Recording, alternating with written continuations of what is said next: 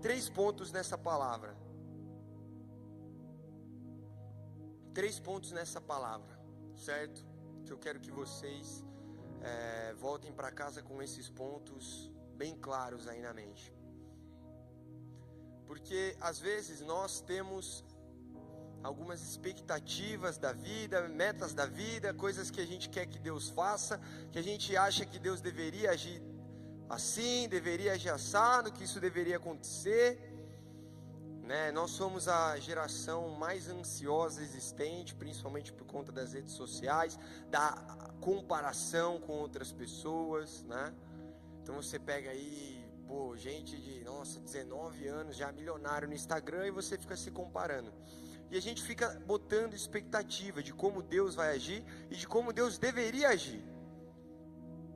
Às vezes a gente acha que não é justo, ou às vezes a gente acha que não deveria estar acontecendo isso com a minha vida, por causa disso, por causa daquilo.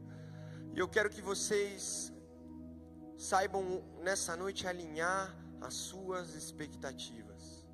E muitas vezes quebrar os seus preceitos, os seus planos, que medem ali só a sua vontade, a vontade da sua carne, os seus sonhos, os seus projetos.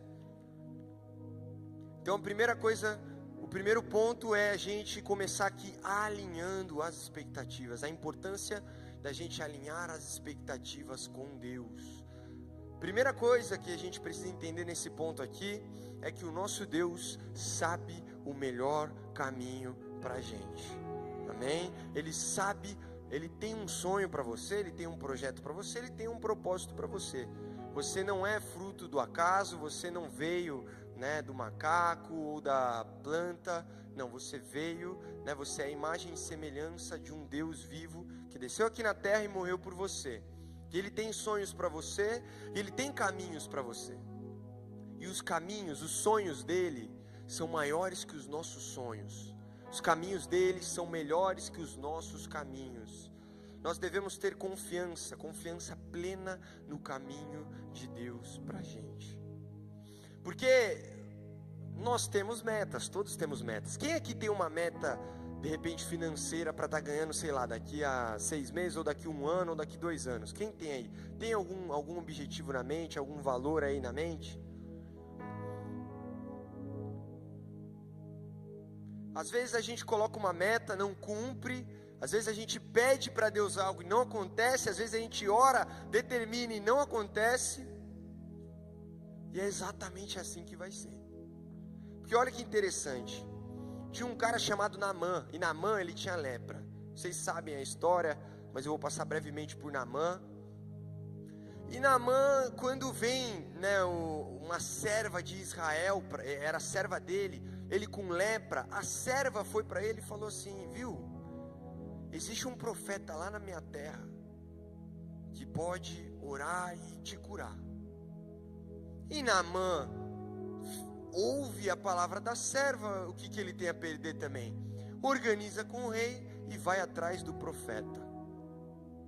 E quando ele está indo atrás do profeta para pedir a cura sobre a lepra, o profeta já estava sabendo que ele estava indo.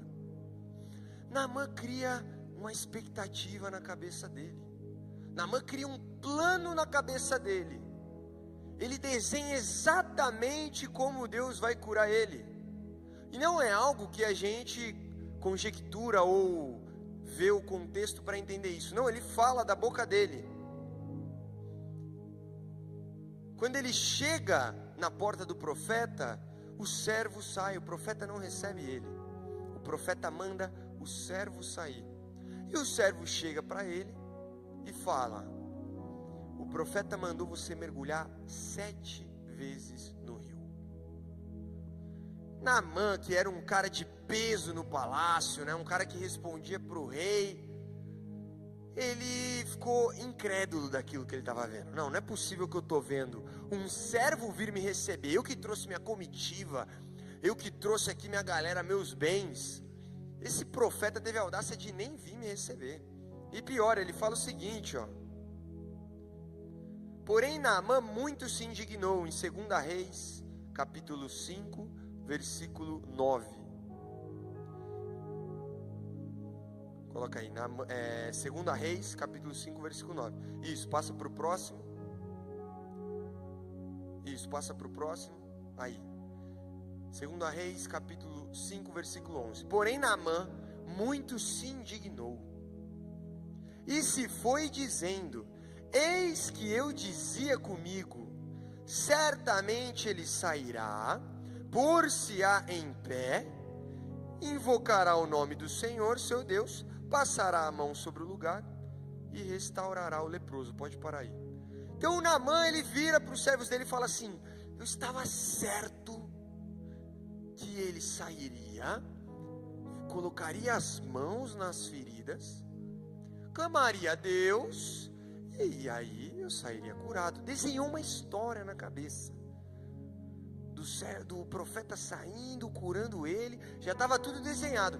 E quando quebra a expectativa, quando Deus age de um jeito que Naamã não esperava ou não queria, ele fica melindrado, ele fica meio bravinho. Então pode pôr aí no versículo 12. Eles mandaram, o profeta mandou ele mergulhar no rio, né, ali em Israel.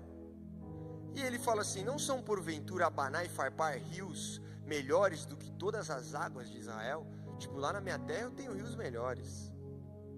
Não poderia eu lavar neles e ficar purificado? Voltou-se e se foi com indignação. Naamã estava prestes a perder a cura da lepra, uma doença mortal, como se fosse o câncer da época. Não tinha cura. Era muito, muito raro de você conseguir se livrar da lepra. E ele ficou bravinho, melindrado, porque Deus não fez como ele queria, e estava já indo embora. Foi dizendo, e se foi dizendo. E aí, por sorte de Naamã, tinha um servo lá, que a Bíblia nem menciona o nome, que acabou salvando a vida dele. Chegaram-se a ele os seus servos e lhe falaram, disseram: meu pai, se o profeta te disser alguma grande coisa, porventura não farias? Se ele falasse para você fazer alguma coisa difícil, alguma coisa aí, enfrentar 10 leões, você não faria? Quanto mais dizendo-te ele, lava-te e ficarás purificado. É algo tão simples, o que você tem a perder? Faz logo. Então desceu e mergulhou no Jordão 7 vezes. Ele ouviu os servos dele ali, porque se fosse por ele mesmo não tinha ouvido, tinha ido embora e tinha perdido a cura, pela expectativa errada. Então desceu, mergulhou no Jordão 7 vezes, conforme a palavra do homem de Deus, e a sua carne tornou como a carne de um menino, e ficou purificado. Então voltou ao homem de Deus, ele e toda a sua comitiva, pôs-se diante dele e disse: eis que tenho conhecido que em toda a terra não há Deus senão em Israel. O cara foi curado porque ele não foi pelo ego dele ali, mas ele estava assim de perder a cura dele, de perder a benção dele. Porque muitas vezes nós começamos a namorar, nós começamos a trabalhar, nós começamos a fazer algo que a gente idealiza que é o melhor pra gente. A gente acha que a gente sabe o que é melhor pra gente. A gente acha que a gente sabe qual que era o melhor futuro para Deus dar pra gente. Tipo assim, a gente chega e pensa, por exemplo: ah não, eu queria ficar milionário. Mas você não sabe se você sendo milionário, você vai ter chance de se corromper. Você garante que o ego não vai subir na sua cabeça? Se o diabo que sentava ali ao lado de Deus e fazia intermediação entre Deus e os anjos se corrompeu pelo ego, será que você não se corrompe? Você ficar famoso, você ficar rico, você vai continuar no mesmo? Você vai continuar na mesma humildade? Eu vou falar quem pode garantir essa resposta: é Deus. Deus, Ele sabe exatamente aonde nós podemos chegar, o nosso potencial, aonde nós devemos estar. A confiança deve ser plena, A confiança em Deus deve ser acima de qualquer problema, de qualquer circunstância, de qualquer coisa que não foi do jeito que eu queria. A obediência e a confiança devem estar acima de tudo. Porque muitas vezes Deus não faz do jeito que a gente quer, igual não fez como Naamã. Ele age de um jeito ou outro meio esquisito, gente. Quem lembra aqui da pregação que eu preguei de Efatá, que Jesus vem, lambe o dedo e coloca na língua do mudo? O mesmo Jesus que mandou Lázaro ressuscitar a metros de distância. Por que ele quis colocar a saliva na língua do cara? Por que aquele paralítico que era paralítico desde nascença, quando Pedro vem e fala, não tenho prata e nem ouro, mas o que eu tenho eu te dou, levanta e anda? Por que Jesus, que passou por aquela região ali várias e várias vezes pelo templo, acabou não curando aquele paralítico e usou Pedro para curar depois? A nossa mania e a filosofia hoje, ela prega que tudo deve ter um porquê. Nós temos que entender o porquê. Por que Deus não fez ainda? Por que Deus não curou ainda? Por que Deus usou outra pessoa? Por que Deus está agindo assim? Por que com a minha vida está acontecendo assim? E a gente quer tudo entender o porquê, como se tudo estivesse, ali num cubículo, ali numa caixa, num caminho planejado, escrito, e a gente tem que entender o porquê daquilo. E a gente não vê Jacó, que foi traído pelos irmãos, jogado na cova, perguntando por que ele foi jogado na cova. Ou quando ele foi preso injustamente, que ele foi fiel ao Senhor dele, mas ele foi preso injustamente. Você não vê, José falando na prisão que, por que, Senhor, que eu fui preso injustamente? Você não vê Daniel falando, por que, Senhor, eu estou sendo jogado na cova dos leões? Você não vê Sadraque, Mesaque e Abidnego quando falam que vão jogar eles na fornalha? Mas por que, Senhor, que vão jogar? A gente não ajoelhou a estátua, a gente obedeceu. José poderia falar, mas Senhor, eu não traí, eu não fiz amor com a mulher do meu Senhor, que seria pecado. Daniel poderia falar, mas Senhor, eu estava orando 3 vezes ao dia, você jogado na cova. E você pega na verdade Sadraque, Mesaque e Abidnego, antes de serem jogados na fornalha, porque não ajoelharam perante a estátua, falar assim, o meu Deus vai me livrar, mas se Ele não livrar, Ele continua sendo Deus, bendito seja o nome do Senhor. É acima de qualquer circunstância, é acima de qualquer problema, é acima de qualquer cova, é acima de qualquer fornalha. A minha confiança é convicta no meu Deus. Não existe meio termo, não existe problema, não existe circunstância, não existe cova dos leões, não existe prisão injusta que vai tirar a confiança no meu Deus. Mesmo que não seja do jeito que eu quero ou do jeito que eu planejo. A Gabi, presbítera Gabi, esposa do presbítero Gustavo, tirou como é que é o nome mesmo? Um mioma do útero do tamanho de uma maçã. Provavelmente o motivo que ela não podia engravidar até hoje. Mas sabe, a gente orou. No ano passado, eu me lembro da gente colocar na arca que era para eles engravidarem naquela arca. A gente colocou um prazo para Deus, como se a gente soubesse a melhor época para eles engravidarem. A gente sabe, Deus não. E a gente orou para a Gabi ser curada de qualquer coisa. Mas eu vou falar uma coisa, a gente idealiza que o milagre vai acontecer, por exemplo, ali muitas vezes naquela situação de Naamã, que o profeta vai vir e vai colocar a mão, e aí o profeta vem e fala assim, mergulha no rio, e aí é achado um mioma na Gabi, e tem que fazer cirurgia. Mas eu vou te falar, Deus fez o milagre e pela cirurgia removeu o mioma da Gabi. Afinal, ele mostrou para eles que ela estava com mioma. O que a enfermeira falou é que um mioma daquele tamanho, a maioria dos casos é retirado o útero por completo. E a Gabi não precisou retirar o útero. A Gabi ficou ali num quarto bom, o convênio cobriu tudo, o marido, o presbítero Gustavo, ficou com ela. E a gente vai vendo o agir de Deus, muitas vezes diferente do que a gente desenha. Qual que é o nosso papel? Pedir e confiar.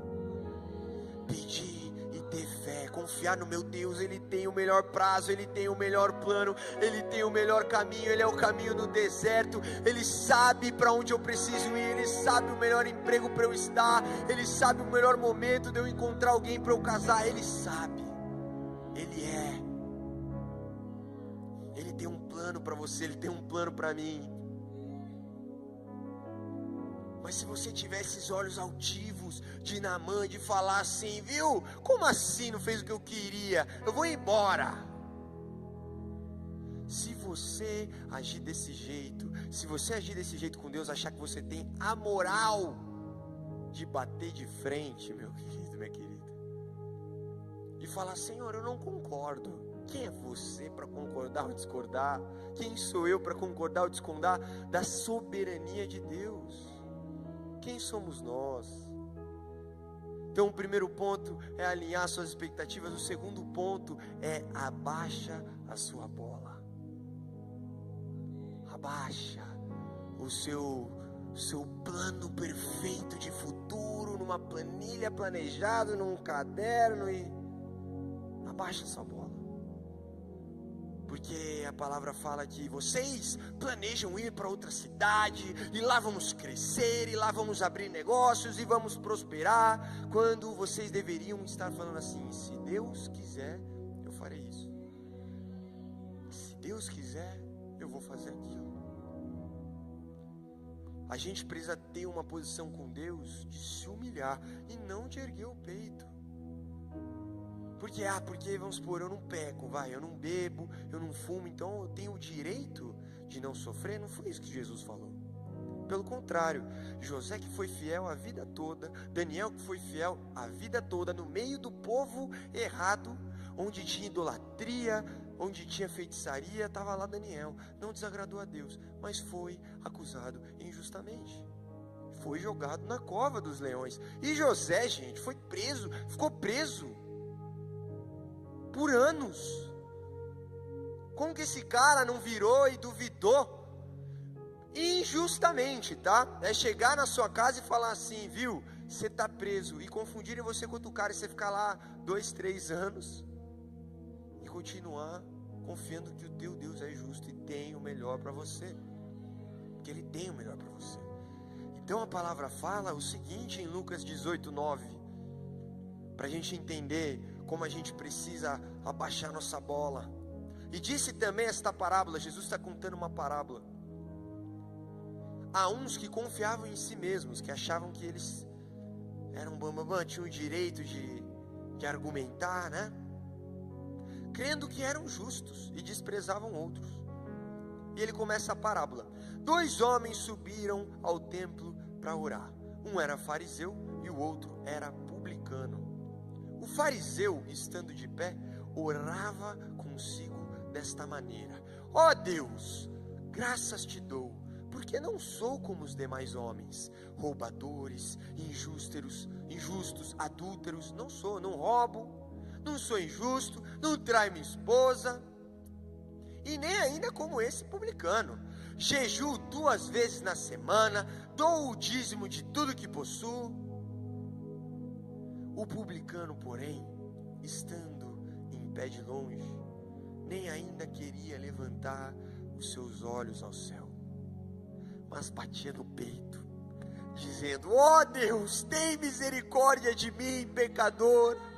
Tem misericórdia de mim, pecador. Digo-vos, este desceu justificado para a sua casa, e não o fariseu. Sabe quem foi justificado, perdoado por Deus? Não aquele que jejuava 2 vezes por semana, dava dízimo de tudo. Sabe por quê?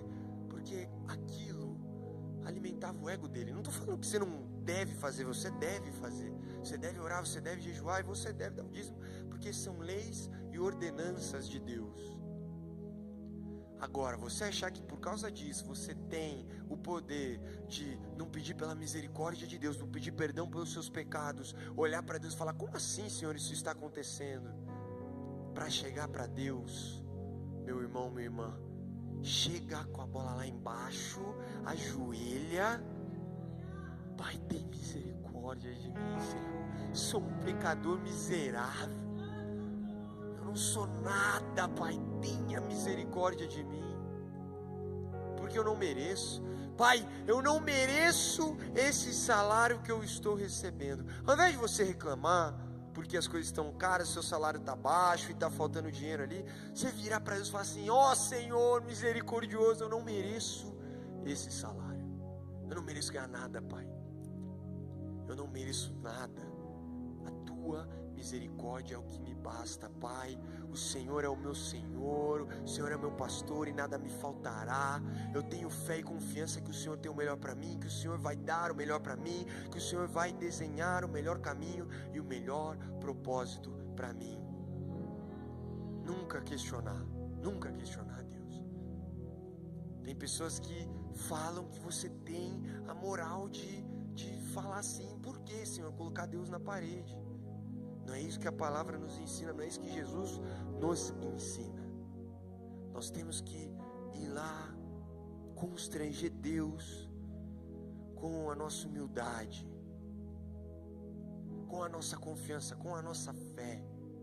Assim nós vamos começar a determinar e as coisas vão acontecer, porque em Jeremias 17, versículo 7 diz o seguinte: bendito o varão que confia no Senhor e cuja a esperança é o Senhor, porque ele será como árvore plantada junto às águas, que estende suas raízes para o ribeiro, não receia quando vem o calor, a sua folha fica verde, e no final do ano de sequidão não se fadiga e nem deixa de dar fruto. Confiando em Deus, você não vai deixar de dar fruto. Tendo plena convicção no plano de Deus, você não deixará de dar fruto. Apesar de qualquer dificuldade, apesar de qualquer problema, eu continuo confiando que Ele tem o melhor para mim. Assim, Ele fará o melhor para mim.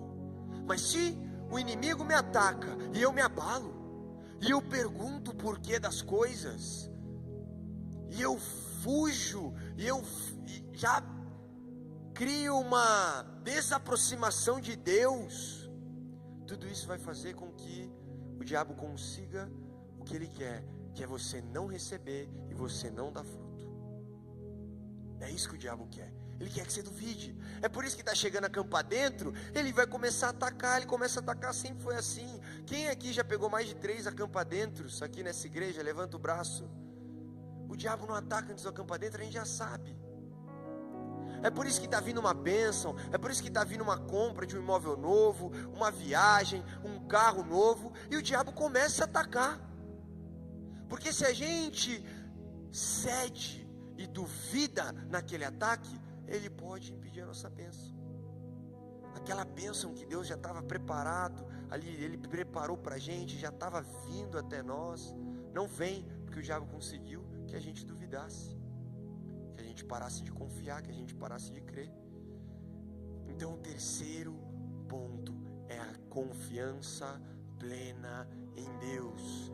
Eu quero citar uma história que é muito interessante, que é muito absurdamente fora da curva em relação à confiança em Deus, que é a história de Abraão, quando Deus pede o seu único filho Isaque.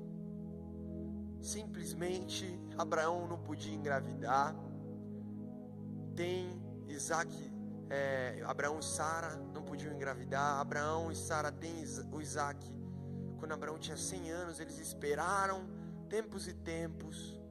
Deus vira para Abraão e fala assim: Abraão, eu quero que você dê o que você tem de mais precioso, o seu único filho. Gente, vamos parar para pensar, gente. Pelo amor de Deus, se coloca no lugar.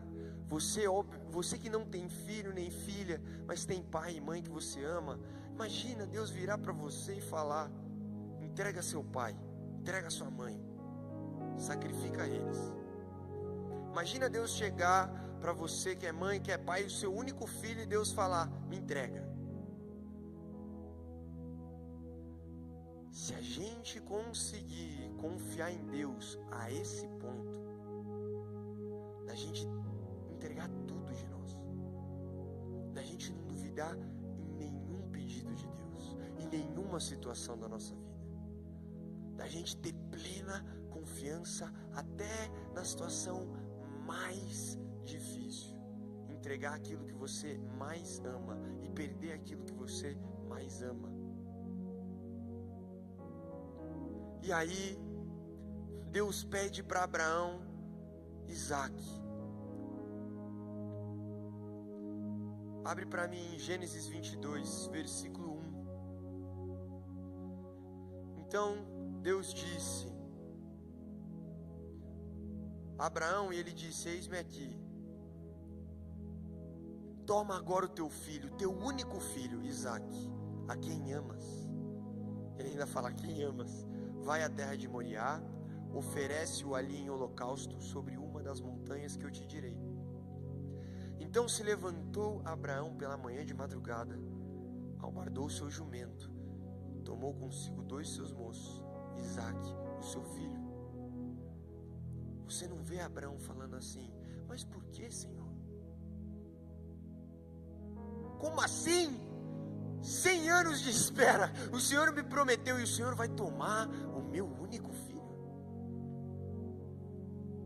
aquilo que eu mais amo, aquilo que eu tenho de mais precioso. Não, você não vê esse posicionamento de Abraão. Não existe essa questão de você falar assim: mas por que não pode beber? Por que não pode fazer isso? Você acha mesmo que você tem a moral de falar por que para Deus?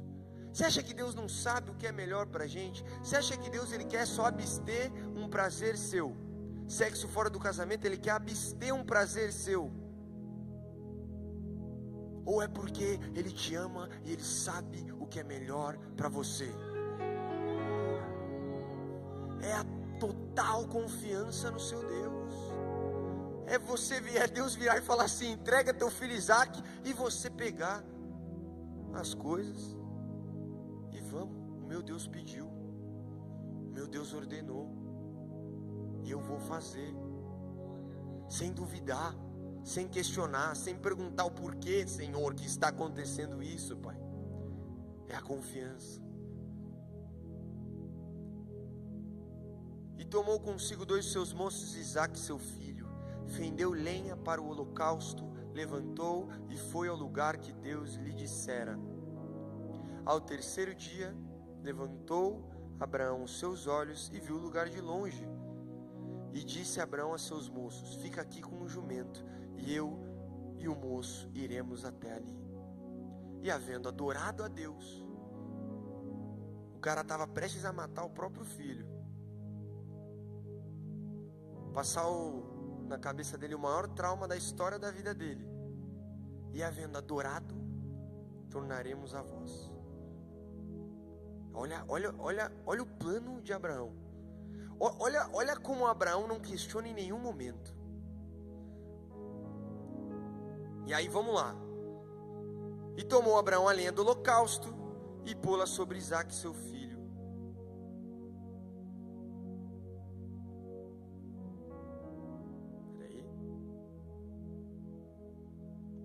Tomou Isaque, o seu filho, e ele tomou o fogo e o cutelo na mão, e ambos foram juntos. Então falou Isaque a Abraão seu pai, e disse: meu pai. E ele disse: eis-me aqui, meu filho. Eis aqui o fogo, eis aqui a lenha, mas onde está o cordeiro para o holocausto? Imagina o filho que ele estava ali prestes a morrer, perguntando: mas pai, onde que está o cordeiro para a gente fazer o holocausto? E Abraão diz: Deus proverá para si, para o cordeiro, para o holocausto. A confiança é plena, a fé é plena.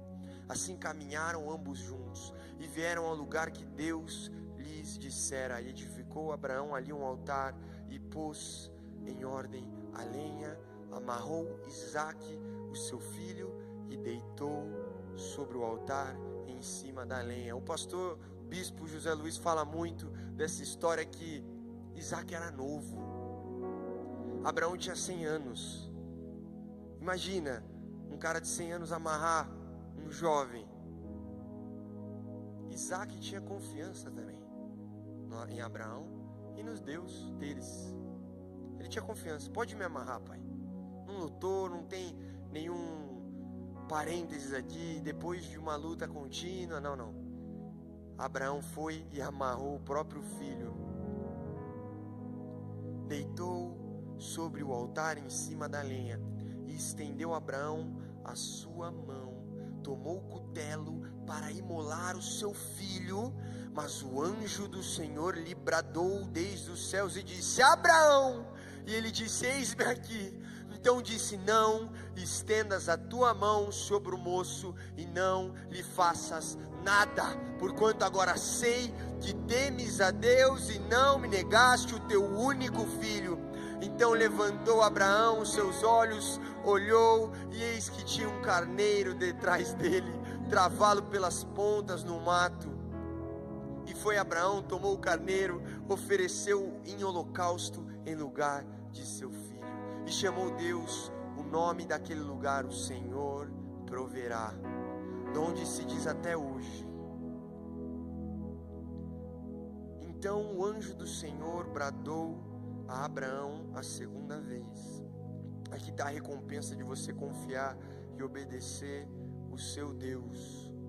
Então o anjo do Senhor bradou a Abraão a segunda vez: por mim mesmo jurei, diz o Senhor, porquanto fizeste esta ação e não me negaste o teu filho, teu único, que deveras te abençoarei e grandissimamente multiplicarei a tua semente, como as estrelas dos céus e como a areia que está na praia, e a tua semente possuirá a porta dos seus inimigos, e em tua semente serão benditas todas as nações da terra, porquanto obedeceste a minha voz.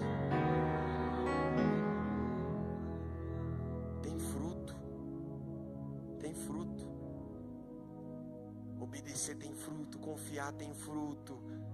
Você vai ser bendito, vai multiplicar os seus dons, vai multiplicar as suas bênçãos. Você vai prosperar se você confiar. Se você buscar primeiro o reino de Deus e sua justiça, todas as coisas vão ser acrescentadas. Porque Daniel, quando estava lá sendo acusado injustamente para ser jogado na cova dos leões, e ele foi jogado e os leões não comeram ele, a palavra diz o seguinte: o rei muito se alegrou e mandou tirar Daniel da cova. Assim foi tirado Daniel da cova e nenhum dano se achou nele, porque crera no seu Deus. Não foi achado nenhum dano em Daniel, não só porque ele orava e buscava Deus constantemente, mas porque ele creu no Deus dele. Ele sabia que ele ia cair ali e Deus ia livrar. Mas também, se não livrar, ele continua sendo soberano, ele continua sendo Deus. Eu confio no meio da fornalha, eu confio no meio da cova dos leões, eu confio no meio do deserto, eu confio de frente para um mar onde o exército inimigo está chegando para me aniquilar, mas eu confio que o Senhor abrirá o caminho e eu vou passar com os pés secos para a terra prometida. Não precisa abrir. Em Provérbios diz: confie no Senhor de todo o coração, não se apoie na sua própria inteligência. Lembre de Deus em tudo o que fizer e Ele lhe mostrará o caminho certo. É confiar nele. Você confiando nele, você ganha direcionamento. e Ele te mostrará o caminho certo. Você ganha também provisão. Em Salmos 37, versículo 3 diz: confia no Senhor e faz o bem, habitarás na terra e verdadeiramente serás alimentado. Deleita-te também no Senhor e Ele te concederá o que deseja o seu coração. Entrega o teu caminho no Senhor, confia nele e Ele tudo o fará. A palavra diz também que a confiança vai fazer com que você não tenha mais medo. Em Salmos 56, versículo 3 diz: no dia em que eu temer, hei de confiar em ti. Em Deus cuja palavra eu louvo, nele eu confio, não temerei. Salmo 125, versículo 1 diz: os que confiam no Senhor são como o monte de Sião, que não se abala, mas permanece para sempre. Essa é uma noite de você sair com provisão, uma noite de você sair daqui sem medo, uma noite de você não se abalar por nada. É um momento de você tomar uma decisão de confiar. Ah, mas eu não consigo, mas vem as dúvidas, mas vem o medo. Quando vier na sua mente, um exercício prático aqui que eu mesmo faço, quando vier aquele friozinho na barriga, quando vier aquele pensamento na cabeça que te prejudica, aquela ansiedade, a hora que você vê o mar, a hora que você vê o gigante ali desafiando o teu Deus, a hora que vier isso na sua mente, abre a sua boca, expulsa em nome de Jesus Cristo, determina a fé e a confiança para cima de você, para sua mente, para o seu coração. Vira para Deus e fala assim: não importa as circunstâncias, Pai, eu sei que o rei quer jogar eu na fornalha, mas eu confio em Ti. Eu sei que o Senhor vai me livrar, Pai. Eu tenho certeza do Seu poder, eu confio no Seu poder. Mas também, Pai, se o Senhor não me livrar, eu vou aí Te encontrar para Te dar um abraço, e esse peso vai sair das minhas costas. É a confiança 100% acima de qualquer circunstância, problema, luta, dor, doença, desastre. É confiar e ter uma paz em cima disso. Porque tinha um cara que tinha um filho que estava endemoniado e os discípulos não conseguiram expulsar, e aí ele virou para Jesus e falou assim: se tu podes fazer, se tu podes expulsar. Aí Jesus vira e fala assim: se tu podes crer, tudo é possível ao que crê. O pai não cria, o pai não confiava, mas sabe o que o pai falou para Jesus? Eu creio, ajuda a minha incredulidade, ajuda na minha falta de confiança, Senhor, ajuda na minha falta de fé, ajuda na minha ansiedade, Pai, porque eu confio em Ti, porque eu Te amo. Eu sei que o Senhor tem o melhor para mim, eu sei que o Senhor tem o caminho no deserto, eu sei que o Senhor vai abrir o mar para mim, Pai. Eu confio em Ti, Senhor. Eu sei que o Senhor vai fazer eu crescer nessa empresa, mas também, Senhor, se eu sair, eu sei que o Senhor vai me colocar numa empresa melhor, Pai. Eu sei que o Senhor vai fazer a minha empresa prosperar. Eu sei que o Senhor vai fazer fechar esse cliente, mas também, Pai, se não fechar, eu sei que o Senhor manda um outro, o dobro. Eu sei que esse cliente que está dando problema, Pai, se sair, o Senhor me manda o dobro. Ajuda na minha incredulidade, Pai, porque eu estou com um pouquinho de medo, Senhor.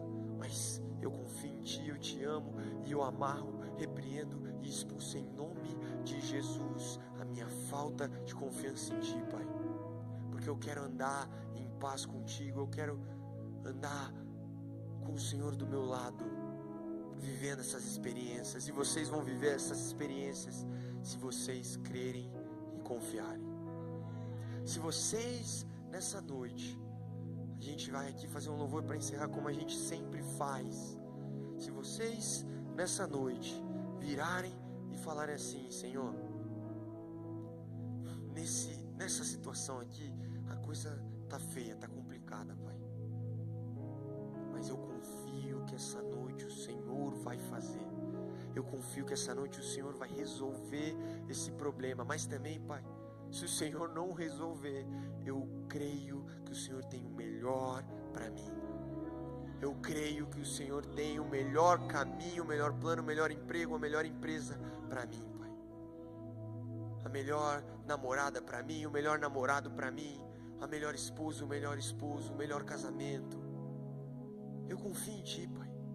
Pode me usar, pode fazer, mas nós precisamos dessa autoconsciência, dessa mudança de posicionamento, abaixar a nossa bola e virar e falar assim: Senhor, eu não sou nada, me perdoa porque eu sou um miserável pecador, eu não sei de nada, eu não sei o que é melhor para mim, eu acho que esse é o melhor caminho, Pai, mas eu confio no Teu julgamento, eu confio em Ti. Fique de pé. Eu quero falar aqui pode, subir os adoradores. Eu quero falar aqui com vocês que precisam dessa oração, de algo impossível, de algum milagre, de alguma situação que parece ser impossível, algum problema que, Senhor, eu queria que resolvesse. Sabe por quê? A gente negligencia alguns problemas. A gente tem um problema com os nossos pais e a gente não pede para Deus sobre isso. A gente tem um problema com a ansiedade, a gente não pede para Deus sobre isso. A gente pede as coisas materiais, a gente pede a cura física, mas muitas situações que a gente vive no dia a dia, a gente poderia virar para Deus e falar assim: Senhor, eu confio que o Senhor tem a resolução. E eu sei, Pai, que mesmo que não aconteça, o Senhor tem o melhor para mim. Deus tem o melhor para você essa noite. Então eu quero que vocês fechem os seus olhos. E eu quero que levante a mão aqui quem precisa de uma oração sobre uma situação que pareça difícil, um mar que está na frente, um gigante que precisa ser vencido, um milagre que precisa, uma provisão. Tem alguém aqui? Levanta a mão. Se você precisa dessa oração, você precisa desse milagre, você precisa dessa cura, você precisa dessa provisão, levanta a sua mão, que eu vou descer aí e vou orar por você. Então faz o seguinte, vem aqui para frente que eu vou ungir a minha mão, vou orar por vocês. E nós vamos fazer o seguinte: vem crendo, vem já na mentalidade. Faz o seguinte, feche seus olhos e visualiza isso acontecendo. Começa a olhar pelos olhos da fé, começa a crer, começa a confiar num ponto de isso já ser uma verdade absoluta no seu coração, de isso ser uma certeza que vai ser resolvido, que isso vai acontecer. Começa a falar para Deus assim: Senhor, eu sei que chegou a noite, Pai, eu sei que chegou o momento, porque eu confio em Ti. Eu já vi o Senhor fazendo, eu já vi o Senhor curando. Mesmo que o Senhor mande eu mergulhar no rio 7 vezes, ou o Senhor coloque a mão sobre mim essa noite, ou que durante essa semana o Senhor queira que eu faça qualquer outra coisa, mas eu confio no Teu plano e no Teu projeto, Pai. Eu vou fazer o que o Senhor pediu, eu vou fazer o que o Senhor quer de mim, Pai. Eu confio que essa causa já é vencida, que esse milagre já foi feito. Começa a agradecer ao teu Deus, porque Ele veio essa noite, Ele falou contigo, você veio aqui na frente e Ele vai te dar a resposta e o caminho no deserto. Amém? Eu vou descer, eu vou ungir, porque a palavra manda a gente ungir. Já que a palavra manda a gente ungir para os milagres acontecerem, nós vamos obedecer, porque confiamos na palavra, confiamos nesse Senhor. E nós já vimos esse filme acontecendo antes.